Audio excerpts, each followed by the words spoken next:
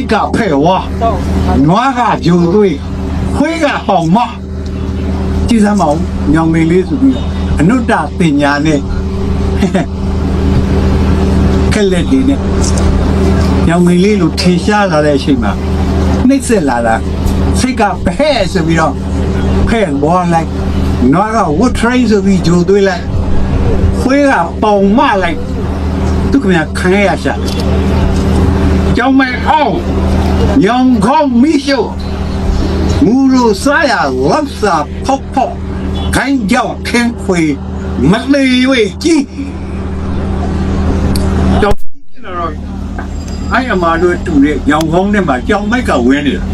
ကျွန်တော်တို့ကြောင်မိုက်ခိုင်းတော့အဲ့ဒီညောင်ခေါင်းကြီးမီးနေရှိုသူကမြန်မီးလောင်ဟာလောက်လေးနဲ့ပြည့်မူရီကိုပြည့်ခိုင်းရောက်တဲ့ခင်းခွေမသေးပဲနဲ့ကြီးလာဟောဟုတ်ဆိုင်နာပဲတိရတရားလဲလေးလာရင်ထန်တိထန်တရားနော်အပူရလည်းဒီနေရာမှာရောက်သွားတဲ့လူတွေငြိမ်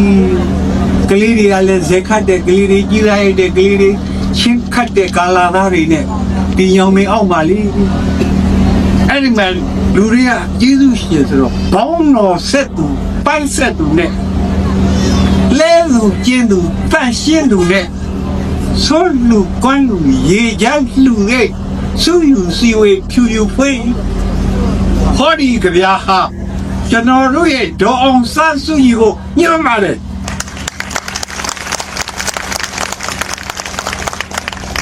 ဒါတွေမကဘူးအခုဒီကြွလာတဲ့ဒီတောင်ဘက်တွေကိုညှောင်းပါတယ်အနာတို့တွေက52နှစ်လုံးလုံးစိတ်ကဘဟဲဆိုပြီးဖဲ့ဝါခံရတယ်နွားကဝတ်ထရိတ်ဆိုပြီးဂျိုသွေးခံရတယ်ခွေးကပေါင်မပြီးဘာလို့သွားမှမသိဘူးအတော်ခံခဲ့ရတယ်ခင်ဗျာလို့အဲ့တော့အဲ့ဒီကြပြားမျိုးရေးတဲ့ကျွန်တော်ကြပြားဆရာကျွန်တော်ဒီကြပြားဆရာတောက်ဖြစ်ပါပြီကျွန်တော်ဒီမတမာနာကြီးတော့ကြပြားဆရာတောက်ဖြစ်ပါကျွန်တော်ဒီလက်မနှချောင်းကိုကောင်းနေအောင်ထောင်၍မာနာကြီးပါအဖေကြောင့်ဆိုတော့ကျွန်တော်အင်းဝါပါဖြစ်အင်းဝါဆိုဒီမှာတောင်ဘက်3မိုင်လောက်ကပင်းရဒီမှာအင်းဝါအေယော်ရီရဲ့မြောက်ဖက်ကမ်းမှာစကိုင်းဒုဒ္ဒဝရီရဲ့အရှိဘက်ကမ်းမှာအမရပူရတဲ့6မိုင်9မိုင်လောက်မှာမန္တလေးဂန္ဓဝင်စာရီကကျွန်တော်နာဖြစ်သွားတာကိုလေးကိုလာမသိနဲ့စီမံတက်ပြီးသားပါမောက်ခါကြီးတွေဆိုရင်ပါမောက်ခါဖြစ်ဖို့ကြက်လိုက်ရတာကျွန်တော်မျက်နှာသာပေးကျွန်တော်ကြက်စရာကိုမလိုဘူးကျွန်တော်မာနာတွေဟောလို့လက်မထောင်ကြည့်လို့ရကျွန်တော်ရမ်းမပြောဘူးကျွန်တော်စပြောမိုးကာလချောင်းကြပြီဆိုရင်ပန်းလောင်ကျော်မှာပိန်ခေါ်လေငယ်ရှင်းကျွန်တော်မသိနဲ့ပန်းလောင်နဲ့ကျွန်တော်ရေချိုးနေတဲ့ကောင်ပိန်ခေါ်ဘောကရှည်ကျွန်းပြစ်လိုက်နောက်ကျွန်းခုတ်လိုက်တယ်ပိန်ခေါ် what is ပိန်ခေါ်ဆိုကျွန်တော်သိတစ်တစားယူ flat bottom လို့ခေါ်တယ်ပိုက်ပြားကြီးနဲ့ပန်းလောင်ကရေဖားလို့ရေစုမရှိတဲ့တစ်တစားဆိုတော့တစ်ပင်ကြီးတစ်ပင်ထွင်းထားတာပိန်ခေါ်ကြီးကကျွန်တော်အဲ့ဒီဘောကနေကျွန်းခုတ်လာတယ်ကျွန်တော်မသိနဲ့ရောင်းလေရန်လေးသားလည်းဝဲရွှေရင်မလေးလောတကဆိုလို့လမ်းတွေရောင်းလေရန်လေးသားလည်းဝဲရွှေရင်မလေးလောတကဆိုလို့လမ်းတွေမင်းလန်းရှင်ကားသည်မြကွာဝဲကလေးရောင်ကောင်းပြန်ွဲ့နောင်ကြီးကြောင်းဒီရရှာလိမ့်မည်လာမသိနဲ့ကျွန်တော်တတ်တယ်ရောင်းသိတာဘောပြောနေကွာအကယ်ဒမီ6စုရှိမဟုတ်ပါရအောင်ဆိုတာရအောင်မြင်ဖရအနော်ချာမင်းတို့တယောက်ပြီးဆိုတော့ပို့ဆိုတော့ပြင့်ပြန်လာတော့အေဝါမှာ9000လောက်ပဲရှိပါတယ်စကိုင်းနဲ့ဒီဘက်ကဟိုဘက်ကတဲ့တယ်မင်းတို့တဲ့ဆိုတဲ့ရရအောင်မြင်ဆိုတဲ့ဇေဒီအဲ့ဒီဇေဒီကိုညာဘက်ကထားလေးစားစေဝဲလေးစားကြဘယ်သူမှမသိဘူးကျွန်တော်တို့အေဝါတို့စကိုင်းတို့အမရပူရတို့မန္တလေးတို့မှာဓာတ်တကားကြီးလေးတကားကြီး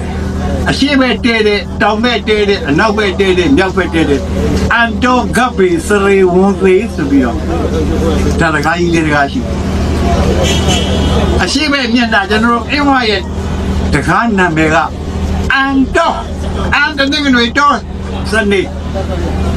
ဦးဒီတခါဦးတနေငွေတီစနေနုရောကျွန်တော်တူမာလေးတို့အိမ်သားကတခါမန္တလေးကဦးထိတ်ကအန်တော့တာတောင်မဲမျက်နှာဂတ်ဘေးတနင်္လာနဲ့ကြာတယ်ပြည်ကျွန်တော်တို့အင်းဝါကကြော်ပုံတကားမန္တလေးကကြော်မိုးတကားအနောက်ဖက်မျက်နှာကစရီဒအင်္ဂါနဲ့ရာဟုကျွန်တော်တို့ကစီကျွန်တော်တို့ကဆန်ရတကားမန္တလေးကဆက်ရှင်တို့စီကြီးတကားဟောမြောက်ဖက်လာပြီဝန်သေးဘောရူးတော့ကြဘောရူးကျွန်တော်တို့ကလေးသားတကားလေးဘောရူးသွားတော့ကြမန္တလေးကလေးတကားဒါကြောင့်မလို့ရောင်းလေရလေးသားလေဝဲရွှေရင်မလေးတကားဆိုတော့ကလတ်နဲ့ဟာစစ်ထွက်နေတဲ့မဲလေဝဲတုံလာကြီးသူချစ်သူမဲလိုက်ဘူးလမ်းညွန်တာရအောင်မြင်ဘုရားကိုရဘက်ကထား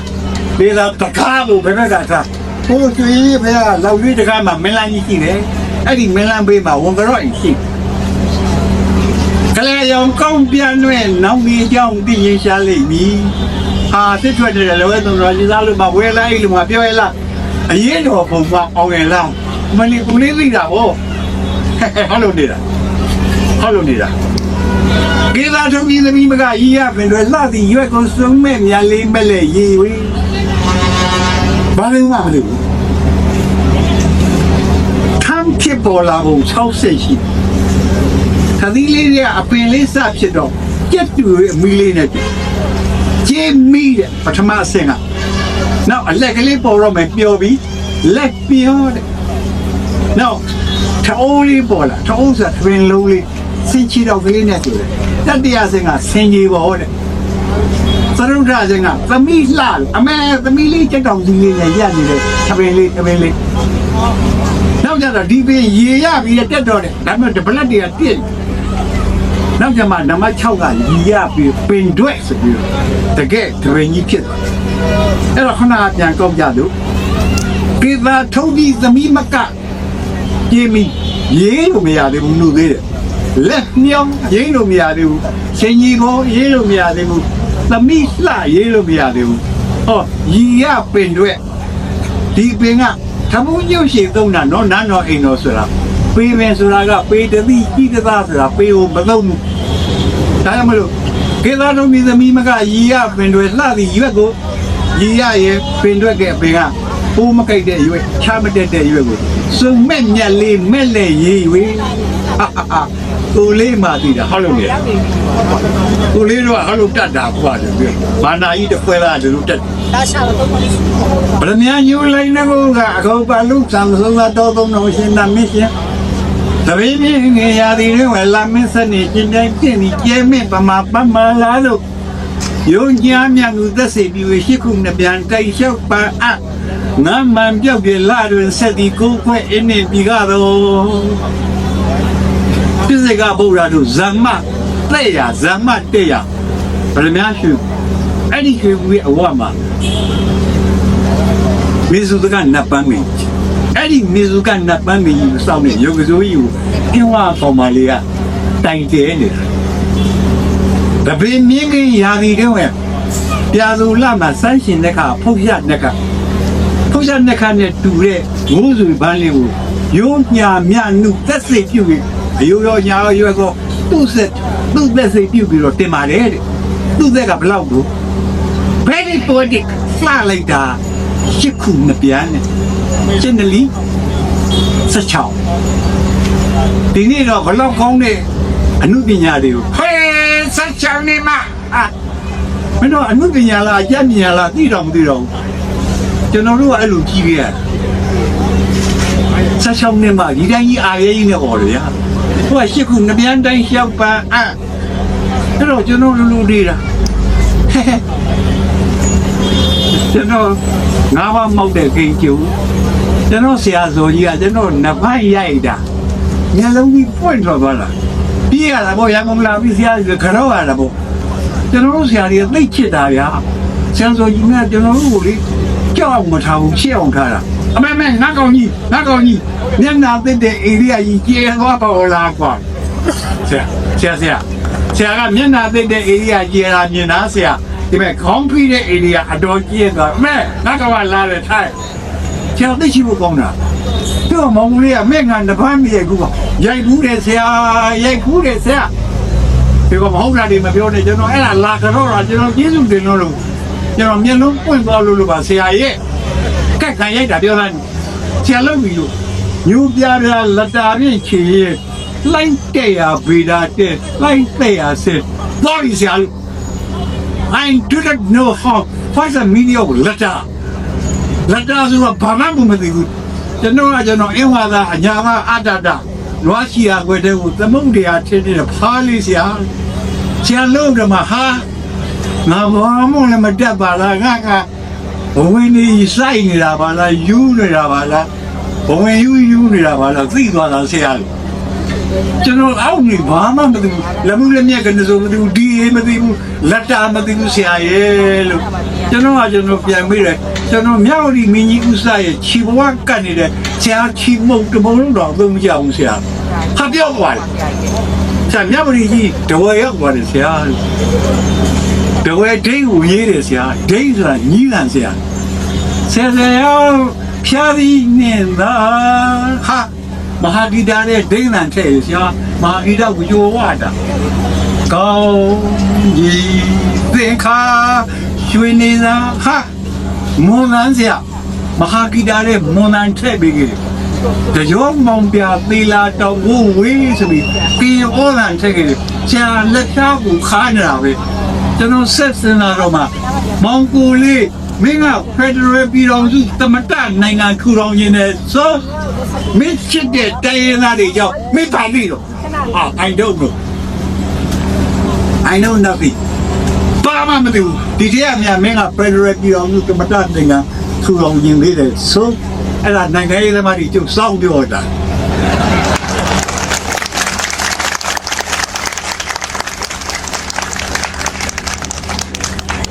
ဒီမှာကျွန်တော်ခါလို့ရတယ်ခါလို့တော့ဗျာကျွန်တော်တို့တိုင်းနေတယ်ကျွန်တော်တို့ဘယ်ညမှာတော့မြတနုတေသူ့ပေါင်မှာငါကြားရုပ်သူ့ပေါင်မှာ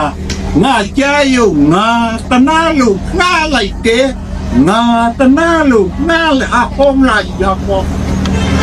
ဟာတနုတေဟိုတနေ့ကဂျူကျွန်တော်သမီးဂျူလေးနောက်ဆုံးရေးတဲ့စာအုပ်အစိုးရမန်ကူကွဲမနဲ့လဲချုံညလဲချုံချိုးနေလဲနဲ့ချမ်းလေခြင်းမိနဲ့မောင်မနဲ့လဲဆိုညလဲဆိုဆုံးနေလဲနဲ့လွမ်းလေခြင်းမိကျုနဲ့အဲ့ဒါသိလားဘာတို့သိအဲ့ဒါဒနုတေးကြကျွန်တော်တို့နဲ့မညံ့ဘူးကရင်နေလေဒုံကြီးကလာကျွန်တော်ငယ်ချင်းကြည့်အောင်ကြည့်သားလို့သူတို့မြင်ရတဲ့ဟာပပင်းတကူလာကွာလေမြင့်မတ်ကြီးတွေငါတို့ကလာမြင်ကိုနဲ့ကနုတ်နဲ့သူတို့မြင်ကိုတခုမှမပေါ့တိတ်ပိကြီးတဲ့မမတောင်ကြီးတွေကမမငှက်ကြီးတွေပြန်ဟာခွာအိုက်ကိုပုံးလိုက်တာချင်းနေရဆိုလဲမဲလိုက်ကကလည်းဟာကချင်းနေရလဲကွာမတော့ကကလည်းဟာတို့အမျိုးသားတွေကြောင့်တို့ဘာမှမသိတာဆိုးကွာဘုရားကံကောင်းလိုက်ပြီဘုရားကဘုရားကိုရံပေးတဲ့တကယ် professional politician ကျွန်တော်ဒီနေရာမှာ professional ဆိုတာအင်္ဂလိပ်လိုပြီးပြောတာ professional ဆိုတာကတကယ်ကိုစနစ်တကျတက်ခါတဲ့နိုင်ငံရေးသမားကြီးတွေ professional footballer ဆိုတာဒီနေ့ Messi တို့ Ronaldo တို့အဲ့ဒီ professional နိုင်ငံရေးသမားကြီးတွေဘုရားမအများကြီးပဲကျွန်တော်တို့အဖို့မဟာမိုင်းကြီးဒီလိုဥပချိုးသခင်နုသခင်မန်းထွန်းသခင်စုသခင်သိမ့်ဖေးသခင်ပါဟေးအများကြီးပဲရတာလားဒီနေ့မဆုပနာတယ် professional နိုင်ငံရေးသမားမပြောနဲ့ politician ဆိုတာက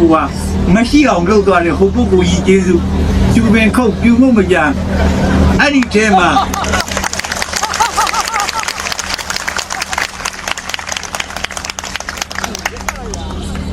professional နိုင်ငံရေးသမားတွေကိုဝတ်ပွားရဖြစ်တဲ့တက္ကပအဆောင်မှုတွေကို အင်္ဂလိပ်လိုပြောကြတော့ Rockland ကိုင်းနဲ့ချတာဒိတ်နေတယ်သူဘယ်ခုပြောကိုမကြတော့ဘူးဟာနောက်တော့လည်းအသက်မမွေးနိုင်ဘူးဒီနေ့ကျွန်တော်တို့က professional politician မပြောနဲ့ politician စစ်ကိုရှာမတူ activist တွေစိတ်တက်ကြွနေလူတွေစတဲ့ကြတက်တူမရှိပြောတဲ့ရုံးရကျွန်တော်ပြသနာတာတကယ် professional နိုင်ငံရေးသမားကျွန်တော်တယောက်တည်းရှိတာ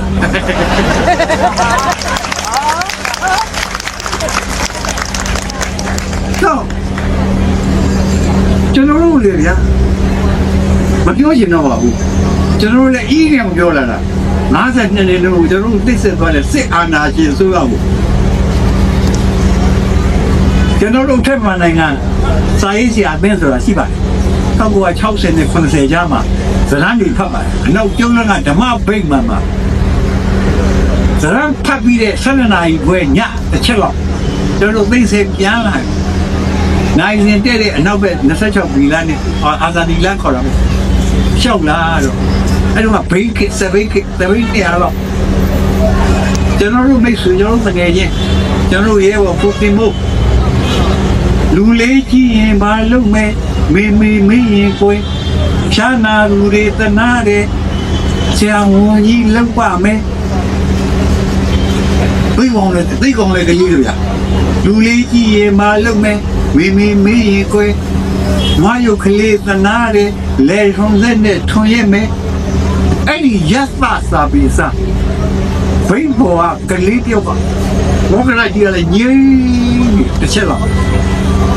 အဝိုင်းတိုင်းတာလူလေးကြီးရင်ဘာလို့မဲမေရင်ကွယ်မိုက်ပုံထောင်မဲတရာချိုးမဲဟဲ့တပုံကြီးလောက်ပါပဲ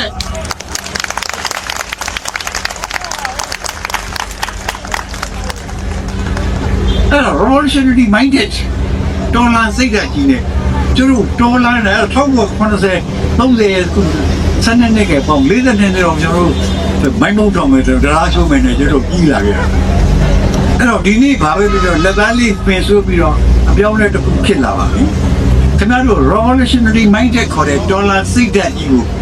ခဏလေးစပိလျှော့ပေးပါအဲ့ဒီဒေါ်လာစိတ်ဓာတ်နဲ့ပြည်တွင်းငြိမ်းချမ်းရေးပြီးဆောင်လို့မရပါဘူးဒီမိုကရေစီနဲ့တိဆောက်လို့မရပါဘူးနည်းနည်းလျှော့ကြပါအခုရန်ကုန်တိုင်းကျွန်တော်တို့မော်ဒယ်မှာပဲကျွန်တော်ဆိုနိုင်ဖို့ဒေါ်သားသူကြီးအနှစ်20လောက်ပေါ်လာတယ်ကွာပြီးလို့ဆိုတဲ့ကောင်က very too young ပါကျွန်တော်လူငယ်လေးအဲ့တော့အခုဒေါ်လာစိတ်ကဝန်ကြီးရုပ်တွေကိုမှချမ်းသာမလို့ဘူးအမေလေးကိုပြောမိတော်လားမန္တလေးကကိုပြောပါပြီကကြီးသွေးနေတာဟိုကဖြတ်မလို့ဒီကဖြတ်မလို့ဒေါ်လာစိတ်တက်တရားဟိုတယောက်တော့ဒီတယောက်လာတယ်အဲ့တော့ခင်ဗျာနည်းနည်းလျှော့ကြပါဒေါ်လာစိတ်တက်တဲ့ပြည်ရင်းညင်ညာကြီးတီဆောက်လို့မရပါဘူးကျွန်တော်တို့မင်းအောင်လှိုင်ကိုလည်းသတ်လို့မဖြစ်ပါဘူးဦးသန်းရွှေကြီးကိုလည်းသတ်လို့မဖြစ်ပါဘူးကျွန်တော်တို့အကိုကြီးဖြစ်တဲ့မောင်သားရပြောသလိုသူ့ဘက်ကနည်းနည်းလျှော့ကိုယ့်ဘက်ကနည်းနည်းလျှော့ပြီးတော့ပြည်ရင်းညင်ညာကြီးအရင်တီဆောက်ရအောင်ပါ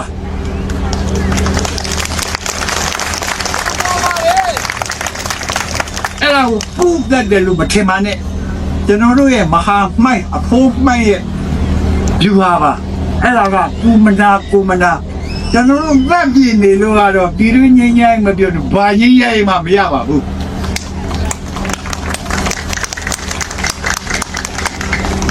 အဲ့တော့ကျွန်တော်တို့နှိမ့်ဆက်ကြောခံရပါတယ်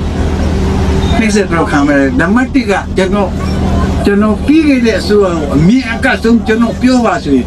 ပညာရေးကိုကလူပြခဲ့တာသူတောင်းမြတ်ကဆုံးပြပြ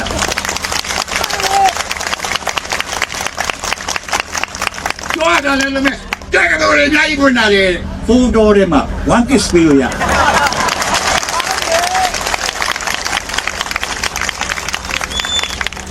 ခဲဝိုင်းတယ်မြတ်ကောင်းတယ်လည်းမဲ့ဒါလေလိုက်ချိုက်ညောင်ပေးလို့ထွက်ပါဦးဖေလို့မညောင်ပေးလေးညောင်ကျွန်တော်စာတွေပြည့်နေလားခက်ကုန်ပြီ ဘယ်သူမှလည်းကဲမဲ့လူကြီးဦးသိန်းနိုင်ကြီးကလည်းမြန်မာသားမြင့်ကျင်လို့လည်းမမြင်ဘူးဘုံလည်းမမြင်ဘူးဘာလို့မမြင်မှလည်းမသိဘူးကျွန်တော်သူ့အားကိုယ်ဟာမြင့်မိတော့ပြီလားတပည့်တွေနဲ့သူ့ဘာကြည့်အောင်ကြီးအောင်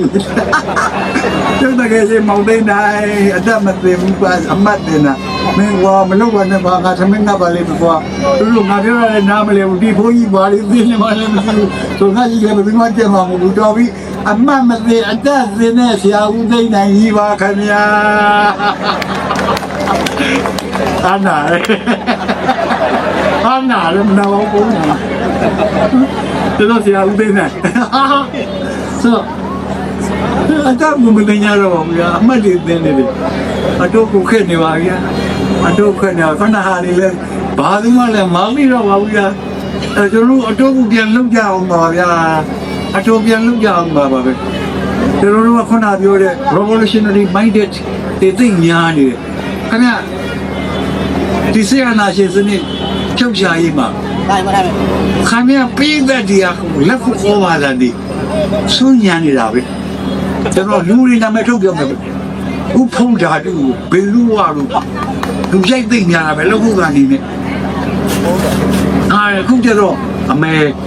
ဘယ်ဖြစ်လဲဒီလိုနဲ့စာရေးဆရာမနာလို့တူရှိသေးသူတို့ဥဖုံးတို့ရေးပြောနေတယ်ထင်လေးဦးတို့ထောင်ကြသွားတယ်အဲ့ဒီအချိန်မှာကိုလိုမြတ်ကကြောက်တော့ဘူးတော့ဝိုးဝေးနေဥဖုံးတို့ကလှုပ်ပြီကိုရှိဦးယူလာပါလိမ့်မယ်တချင်းစုတချင်းစုသူမြင်မိကြဆောရရီလာကျန်းတမ်း၍စီမပြေအသွင်သွေးကရင်ကြီးသပါရင်လေးဘောလေပါတဲ့လေဒါကြောင့်ဒီသာလမညာပါခေါင်းကြီး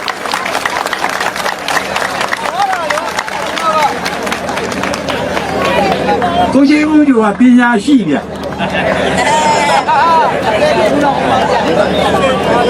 ကိုကျော်သာကျုပ်ကြီးကိုကျော်သာပညာဘယ်လောက်ရှိလို့ဆိုတော့ကျွန်တော်ပြောမယ်ဂျီမာလီရန်ဆိုတော့လုံခဲ့တဲ့အနှစ်90ဖားကြီးကိုကျုပ်ဘယ်လိုဆုံးမခဲ့တော့ဖားတဲ့နိုင်ငံဖြစ်သွားမယ်ဆိုတော့ခဏတော့ဂျီမာလီရန်နိုင်ငံဖြစ်နေပြီလို့သူပြောတာဒီလူတော်ပညာရှိတဲ့လူသူမြင်မိရဲ့ဟာရှောက်ရပြီလားကျန်းနိုင်ရစေမပြေအသွင်သွေးကရင်ကျေးသမားရင်လေးတမျှလဲပါတဲ့လေမြာကခေါနေဟောကြံနေတယ်နော်ခင်ဗျာအဲ့ဒါပြောတာသိလို့လားခင်ဗျာ message ပေးတာဟုတ်ရေကျွန်တော်ဂျီမာလေးချမ်းနိုင်ငံဖြစ်နေပြီပိသကလည်းအသိတယ်တိတ်တယ်လည်းကုန်နေပြီဟုတ်လားခင်ဗျာရမ်းဆိုတာမဟုတ်ဘူးပညာရှိရဲ့ကျုပ်ကကျုပ်ကြီးခင်ဗျာတော်တော်ပညာရှိရဲ့လူဟိုဆရာဖုံးကတက်လာပြီးတော့ခုနပြောတဲ့သမက်ကနေ requireless ကနေဖြုတ်ပြတာအောင်ဆိုင်နိုမေဘာဟိနိုမေအောင်ကျော်တို့မေချုံမြရစေဒုံကရစေဇာနီအိုဝေခေါ်တို့ရပြင်းပြင်းနဲ့တက်လာပြီးကောင်းလိုက်တာအဲ့ဒါအခုကျမှသူတို့မနာလို့တို့ရှိလို့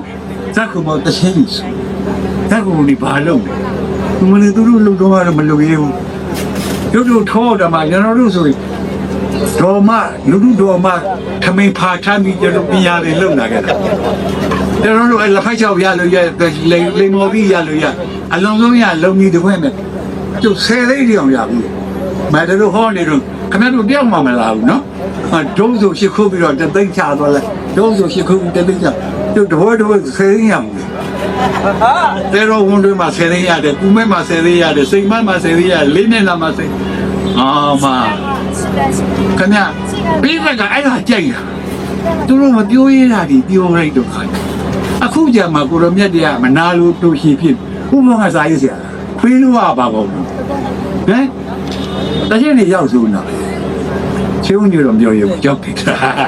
တော့ပြရရှိတယ်တော့သူမက်ဆေ့ကကိုလူတွေနားလဲမင်းတို့ခရတို့အဲ့လိုလုပ်ဖားတဲ့နိုင်ငံဖြစ်သွားမယ်ကိုရှိဦးညအဲ့လို message ပေးဘူးဂျီမာလီကျန်းနိုင်ငံဖြစ်သွားမယ်နော်ဟဲ့ဒါပြောလားသူဟာကောင်းတယ်နော်တော့ကျွန်တော်ရဒီနေ့တော့ရှော့ရအောင်ဆိုနော်ခုနပြော revolutionary minded ရှော့ရအောင် ဆိုတော့ကျွန်တော်ရတာပဲသွားရအောင် ရတယ်ဒါတော့ တော့ကျွန်တော်ကြပြားရှာကြပြားရေးက ရတယ်လိုက်တာမင်းလားတော့ ဒီတော့ကျွန်တော်တို့လည်းအမှုလှနဲ့သမှုတွေရတယ်ရေးတာပေါ့လူလူတွေလည်းဝင်အမေချစ်သွေးတွေလည်းကျွတ်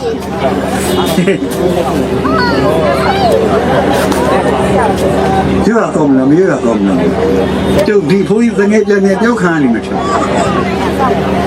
အဓိကကတော့တတိယလာပါပဲညူလာတွေ့ကျွန်တော်အမှုရလေးကြီးရေးတာတောင်စီမှာမုံကြီးစမ်းညံတော့လွမ်းတယ်လို့ခီးတလက်နှစ်ယောက်ကိုတယောက်စုမှာတယောက်စုမက်တီလီယာတလက်တဲ့ယူစုမဲယူစုဒီလိုကြရတယ်ရေးလာဒီလိုကြရတယ်ရေးသူ့အောင်ကြတဲ့တက်စာကျတော့နှစ်တက်စာကျမျက်လုံးတွေကထွက်ပြီးဘဲမှမသွားလိုက်ပါနဲ့နော်ဟုတ်လေအနုလေးတွေမျက်လုံးတွေကထွက်ပြီးဘဲမှမသွားလိုက်ပါနဲ့နော်ဟုတ်အနာခမ်းနဲ့လေးပြီးတဲ့နေရာကလွဲပြီးဘဲမှမသွားလိုက်ပါနဲ့နော်ကိုချီကိုခေါ်ထူတဲ့စဝိုင်းနဲ့လွဲပြီးဘဲမှမသွားလိုက်ပါနဲ့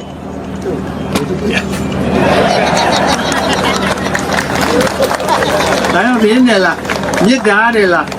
ကောင်းတာလားမကောင်းတာလားဘယ်သူတွေပြောဘာတွေပြောကိုချစ်တယ်ဒါလိုရေးနေကောင်းအနုလှတဲ့သမှုရည်ရေးလာတာဘုံကြီးကဒီသမီးလွယ်ပြီးရာဇမလမောတက်လာရော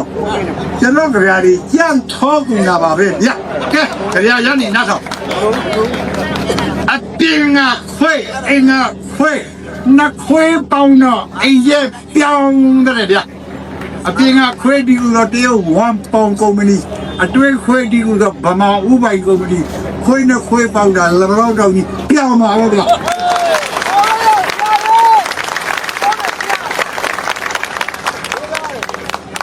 အဲ့ဒီထဲမှာ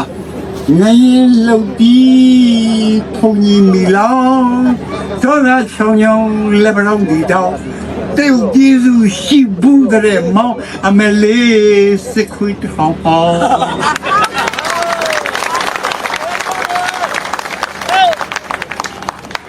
အဲ့ဒါဆရာကြီးတော့သိပေးတဲ့ကောင်ဟောလို့ဒီကသူကမောပြီးကောင်ကတူတူကောင်လာတယ်သူပါတယ်နော်ကျွန်တော်လည်းခါတဲ့ကောင်တွေကကျွန်တော်လည်းကောင်းတယ်ကျွန်တော်တို့ကအင်းမတို့ကပေးအေးယူတယ်ဒီကအနည်း20တူထောင်နေတယ်ကျွန်တော်တို့မပြီးတော့ဘူးကသူ့ကြရတေးယူခေါ်တဲ့မောင်ပိုင်လွင်အင်းဝကျွန်တော်ခါလို့ရုပ်ပြတယ်သူဟာကျက်သိန်းနေထောက်တယ်ငါညတယ်လားစားရတော့ပုံစံပါချလို့ဇုံကန်ပုံကန်ရသက်ပြမလဲသနာကြီးရှိတယ်သတ်နီးပြီးတယ်ဟဲ့တာကြီးလားရှိဟာကြောက်တယ်ဟာလူတွေကြောက်တယ်ကြောက်ရဘူးကတော့ကျွန်တော်ကျွတ်တာမေးမောသွားတယ်နော်ကျွတ်တာအကောင်းလို့မကြည့်နိုင်ဘူးပြန်ရုံးမယ်ငါညတယ်လားစားရတော့ပုံစံပါချလို့ဇုံကန်ပုံကန်ရင်သက်ပြမလဲအနတ်ကြီးရှိတယ်သတ်နီးပြီးတယ်ဟဲ့တာကြီးလားရှိ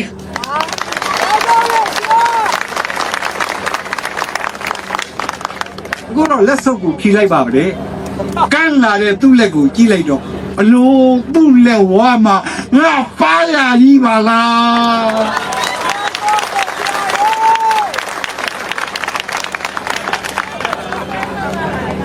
တော့ကြပြားဆိုတာပဲကျွန်တော်တို့ကြပြားကိုဘာကြောင့်ရေးတယ်လဲ1249ခုတစောင်းမုံလာသူဖြစ်နေတည်းအောင်ကျွန်တော်တို့ကကိုထီကိုနန်းကိုကျန်ကကိုချုပ်ချအာနာကိုပိုင်ပြီးကိုစားပြီးကိုရင်ရှိကူနဲ့နေခဲ့တာရာဇဝင်ဖြစ်နေရေးခဲ့1249ခုတစောင်းမလို့ဆိုကိုရဲ့နေရာစားပြီးရာဇဝင်ပြောက်ပြီးသမိုင်းဆိုတာတွင်းလာတယ်အဲ့ဒီမှာအဲ့နေတဲ့ကျွန်တော်တို့ဗမာတွေအဲ့မှာဘလူရည်တဲ့စနတန်းလောက်ရှိတယ်တိုက်ပြီးရကြွေးတာမှာကျွန်တော်တို့စားစရာဆန်နေရှိတယ်ပဲနေရှိတယ်နတ်နေရှိတယ်ဟာ ပြောင်းနေရှိတယ်ဝတ်စရာဝါရှိတယ်စားစရာရှိတယ်ဝတ်စရာရှိတယ်နေစရာဝါတွေရှိတယ်ကျွန်းသစ်တွေရှိတယ်တရားအင်ဂျင်နင်းကလေးတွေရှိတယ်ဟာပြောစရာကောင်းလား export လို့ import ဆိုတာ no ဘာမှမရှိဘူးအချစ်ရိတ်တောင်မှဒီဝါကောင်မလေးကိုရွာရောက်တော့မှကြောက်တာမဲအဲ့ဒီ export ဖြစ်သွားမှဆိုလို့လေတော်ပါစက်သားထုတ်တော့သွန်းတဲ့တရားကရည်စားလို့တော့နွန်းတတ်တယ်ကောင်မလေးတရားကတော့မကြိုက်နဲ့နော်လည်းလုံးနေရမယ် export ဖြစ်သွားမှဆိုလို့မဲအဲ့တော့ကျွန်တော်အဲ့လိုအေးလေးနောက်ရင်းလေးကကျွန်တော်တို့လည်းသိလိုက်တော့ဟာငကလေးဆန်ညနဲ့ anti-imperialism anti-colonialism and independence တက်လိုက်တဲ့အင်္ဂလိပ်စာလို့ we call them တက်တာမလေးတက်လို့ပြော I have learned English in Manly University half a century ago so I know English well တက်တယ်အင်္ဂလိပ်စာချိုးရကများအောင်မင်းတက်တယ်နော်တော်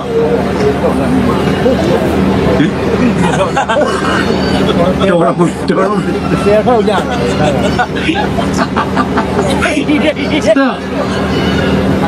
ကျွန်တော်တို့မှာဟောတော့ဘာလို့မလဲသူဒေသနာမရှိဘူးကျွန်တော်တို့ဆရာကြီးတွေကလည်းကျင်းတယ်မှာ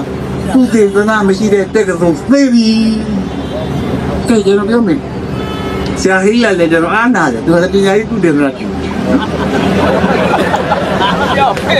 How many ages in education? ကျွန်တော်လမ်းနေတယ်ပညာရေးခေတ်ဘယ်နှစ်ခေတ်ရှိလို့နော် Oh I found there are 3 ages in education မဲခေတ်တော့ရှိ First age လူရိုက်နေတဲ့ပညာရေးခေတ်လူရိုက်ဆိုတာအမဲလိုက်စားတဲ့ခေတ်လူရိုက်လို့ထွန်ရက်စိုက်ပြတဲ့ခေတ်လူရီလို့အဲ့ဒီလူရိုက်နေတဲ့ပညာရေးက self education ကိုပညာသင်ရအတောင်ဝဲစုံတဲ့ခါကျတော့လန်တိုလေးထောက်ကျတော့တဲ့ထွက်အမဲရမှပြန်ခဲ့အမဲမရပဲပြန်လက်တယ်ဒီလိုလူစုံလို့မရတဲ့ကောင်အဲ့ဒီမှာယုံလေးကြောင်လေးကြာလေးအမဲသေးသေးလေးရရင်တော့နှစ်ခုမောက်ကလေးတွေမျက်စိဆွေးလေးတွေဖဲကောက်ကလေးတွေကြိုက်တာပေါ့မဲချင်းကြီးထမ်းလာတဲ့ကောင်ကြားကြီးထမ်းလာတဲ့ကောင်တော့ stop တဲ့နဲ့ဝင်တယ်ကောင်မလေးတွေကုန်ကြိုက်တာဟောအဲ့ဒါဆက်လက်ကြည့်ကြည့်ကြာကုတ်လို့သေးသေးချင်းနေပုတ်လို့သေးသေးတယ်ဒုတိယကျတော့ resource ပေါ်တိုင်းလို့ပေါ်လာအဲ့ဒီမှာတော့မော်တိုလို့ခေါ်တယ်တွေ့ကြလားဆောင်းဖို့ spread the rock spoil the child ကျင်းလို့ဖိတ်ပတ်သားရကလေးကိုဖျက်ဆီးတာလည်းအတူတူပဲရိုက်လိုက်တဲ့ဆရာကြီးအမလေးကျွန်တော်တို့အကြီးခင်ပြပါလေဗျာအင်္ဂလိပ်ကအင်္ဂလိပ်လိုပြောရတော့ကျွန်တော်ဘုန်းကြီးလည်းပါဠိလိုပြောရိုက်လိုက်တဲ့အမျိုးဗျာကုံပါကာရောအုံးချင်းတယ်ဒီကုံမအုံးကိုပိတ်စေတုံကွက်လူငါနာကတည်းကမပုတ်ကတော့ဘေးတုံတင်တဲ့စိန်တော့ငါကတည်းကခိုင်းအာစရီယောဆရာကြီးတိတ်တန်တန်တပြီတော့အပါရေးသူအပငယ်တို့ခိတေတုံကြရုံစိန်တော့ငါနာကတည်းကမပုတ်ကဘုရိကာရဏတက်ပညာကျိုးစီပွားလို့ငါကတည်းကခိုင်းအမလေးစေမင်းတို့ရိုက်တာငရဲဖို့မလို့မဟုတ်ဘူးစာတောက်ရိုက်တာသူတို့ကနေတော့โอเคပဲကျိုးတို့ကြောကိုမတက်ခါတယ်ရိုက်ကြတဲ့ဘုန်းကြီးကျွန်တော်တို့ကလည်းကံကောင်းလို့မာတယထာနိယံဗုဒ္ဓမာယုသာဧကဗုဒ္ဓမနုရခေဧဝံမိသမ္မာဗုဒ္ဓေသုမာနာနမောယေယပရိမန္တအမေပြည့်ရွတ်တာများကျတို့ရှာလေးကလဲနာပဲဘုန်းကြီးကြောက်နဲ့ရွတ်ခဲ့ရတာအခုကျွန်တော်သမီးတွေကျွန်တော်သားတွေအသက်60သားကနေသေမာကြောက်တော့ဘေးကရွတ်ချင်ပါဠိကလည်းမတတ်ဘူးမာယေသာသမီတောင်းမူငါသာဝစီနှလုံးပေါတေသာလိုယေသာမေတေသာသဗ္ဗလောကသမီမန္တသံဘာဝေယဘာဘာတွေလဲ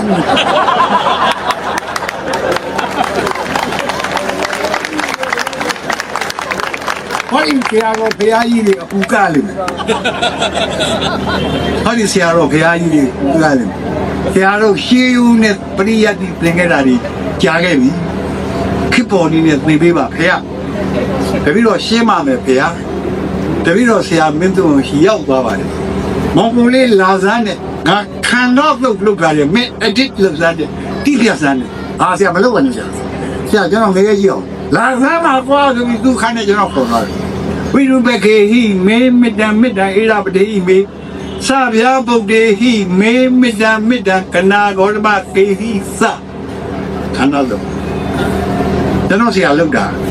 ဝိရုပက္ခမွေစီတို့ငါမေတ္တာကိုပို့ပါသည်ငါမေတ္တာကိုပို့ပါသည်ဣရပထမွေစီတို့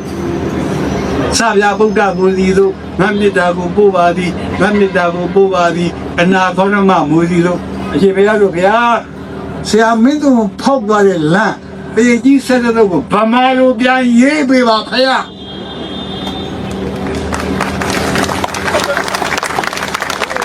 ဝန်တော်ခန္တီပရိယတိစာတင်တိုင်းမှာ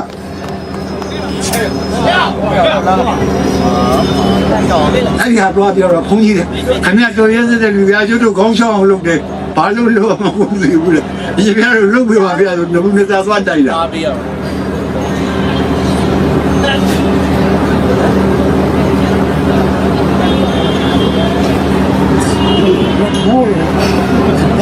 ဘောလေဘယ်လိုပြည်သားလက်ကဆက်ပြောတယ်မပြောဘူးတော့ပြရတာမှာပြောပါဆိုအရှင်ပြတို့လုပ်ပါဗျာအရှင်ပြတို့ဒီမှာတိပိတကာတွေဒွိပိတကာတွေဝမ်ပိတကာတွေဒီလိုဝမ်ပိတကာကမခေါ်လာဘူးဗျာတိပိတကာဒရာဓမ္မဘာသာဂါတိကတော့ပိတကာသုံးအောင်ဆောင်လာသေးတယ်နှစ်ပုံဆောင်လာသေးတယ်တပုံဆောင်လာကြတော့ဝမ်ပိတကာပဲအဲ့ဒါဘာလို့လဲမလုပ်တော့ဘူးအဲ့အဘိဝန္ဒတွေအာပါဠိပါဠိတွေတကယ် IQ မြင်တာတွေဆရာတော်တို့ပညာရေးစနစ်ကိုပြင်တော့ဗျာအဲ့ဒီကြီးစတဲ့လို့ကိုတပည့်တော်လည်းဆရာမင်းတို့ချီရနင်းမှုတဲ့အခုမှလာလုပ်ဘူးတဲ့ရတော့ဟမ်းမကိနေရဟာဇာတိဟာဇာတော့မဲအဲ့ဒီဖြစ်သွားပြီနောက်တစ်နေ့ဆုံးခံကြွားဟာဒီရှင်ငါတို့ဖေသက်တာငါတို့မေသက်တာခဲရည်နဲ့ပြတော့လည်းနဲ့ဒီနဲ့ပြတော့ဟမ်သက်သာပြရသိတော့မူလာဆိုအင်္ဂုလိမလာလို့နှင်ပေးတာငါဒီအရိယာဖြစ်ပြီအဲ့ဒီနေရာစပြီးလူမသက်တော့ဤမန္နာသစ္စာစကားကြောင့်သင်ချမ်းသာပါစေသိဝန်းနိုင်လွယ်တော့တငယ်ကြီးချမ်းသာပါစေဒါပဲကျွန်တော်လောက်ထားတာကျွန်တော်ဆရာချီရနေငါဖန်ရှင်းပြီဤစကားမိုက်ချမ်းသာစေပါအမိချမ်းသာစေဒါအင်္ဂလိပ်မှာလာတော့ခဗျာဆရာကကြားနဲ့မဆက်တော့ဘူးခဗျာညာနေကိုမြူပြီးဟိုလူကြီးတွေကျွန်တော်ကညော့ရင်တော့အင်္ဂလိပ်မှာလာရဟန္တာကြီးကဖះပဲတက်ပြီအရှင်ဖះတရားမတွေ့ခင်လူလက်လို့ကောင်းလို့ပါအရှင်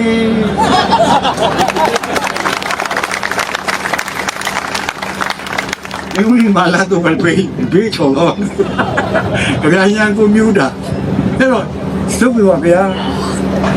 အရှင်ဘုရားလေးနောက်လူတွေသနာတော်အဖြစ်ခဏပြောတယ်မေတ္တာသမလောကသမီမနတံဘဝအပရိမဏဆိုဘယ်လိုတော့ရောက်နေမှာစားဒီလိုတော့ကားလေးရောဆိုလေးတန်တိပက္ခအာပါရဏတန်တိပါရဝေဒနာမာတာပိတသနိခန္ဓာဇာတာဝေရပရိကမမဲလာလို့ပါရီအဋ္ဌိဘိက္ခဝေအာဇာတာဘုဒ္ဓအကတာသင်္ကတာနောစေတအဘုဒ္ဓဇာတာဘုဒ္ဓအကတာသင်္ကတာနိဒာဇာတသဘုဒ္ဓသကတသသင်္ကတာသာနိသရဏပညာယိထဟောလာမရှိတဲ့သူဓာကြီးလို့ပြီးသင်္ကန်းပတ်ပြီးဓမ္မကတိကလောက်တာမှာယာယိကြိုက်လို့ပဲတူဘယ်သွားပြီးတော့သာသနာပြုရကောင်းလို့မသိဘူးသာသနာပြုဖို့လေဆရာတော်ကြီးကြွားတာတဲ့ကိုနေရာမရှိတော့အဲ့တော့ကျွန်တော်ပြောပါမယ်ကျွန်တော်တို့ခုလုပ်ကြပါပြီအာနာရှင်စနစ်ကိုလည်းထိုက်တယ်ကျွန်တော်တို့ဖြိုချက်ခဲ့ပြီးပါပြီအဲ့တော့မဟာမိုက်သုံးစင်တယ်လို့သူမနာကိုမနာသူ့ကိုလည်းအပြစ်သိမပြောကြပါနဲ့တော့အဲ့တော့သူမနာကိုမနာလမ်းစဉ်နဲ့ငြိမ်းချမ်းရေးတည်ဆောက်ရအောင်ငြိမ်းချမ်းရေးမရှိရင်တိုက်ပြီးကြီးကဘာမှလုပ်လို့မရပါဘူးကျွန်တော်တို့မှာသုံးကနေပြီးသား၄ချက်ရှိပါတယ်တရားမျှတလွတ်လပ်ခြင်းနဲ့မသွေးရလူခတ်သိမ်းငြိမ်းချမ်းစေဖို့ခွင့်တူညီမျှတရားမျှတ justice လွတ်လပ်ခြင်း independence ငြိမ်းချမ်းခြင်း peace ဓာတ်ညီမျှဖြစ် equality အဲ့ဒီတာဝန်ကြီး၄ရပ်ကိုထမ်းဆောင်ဖို့ကြိုးစားကြပါလို့ပါကြရင်ကျွန်တော်ညီကုန်းထုတ်ပြန်